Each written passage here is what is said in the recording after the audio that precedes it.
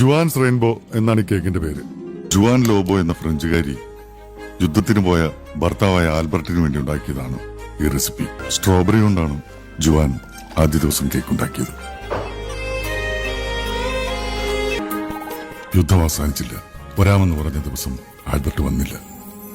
പിറ്റേന്ന് ജുവാൻ ഒരു പിസ്താ കേക്ക് ഉണ്ടാക്കി ആൽബർട്ടിനെ കാത്തിരുന്നു.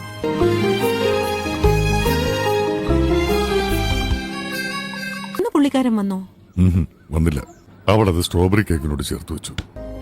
ജുവാൻ തന്റെ മുറ്റത്ത് ആദ്യമായി കായ്ച്ച ഓറഞ്ച് മരത്തിൽ നിന്നും പഴുത്ത ഓറഞ്ചുകൾ നോക്കി പറിച്ചെടുത്ത് കേക്കുണ്ടാക്കി കാത്തിരുന്നു. യുദ്ധം അവസാനിച്ചു. 3 ദിവസത്തെ കാത്തിരിപ്പിനൊടുവിൽ അവൾക്ക് ഏറ്റവും ഇഷ്ടപ്പെട്ട ചോക്ലേറ്റുകളുമായി ആൽബർട്ട് വന്നു. അവൾ അത് അവനു വേണ്ടി കരുതി വെച്ച കേക്കിലേക്ക് ഒരുക്കി ചേർത്തു.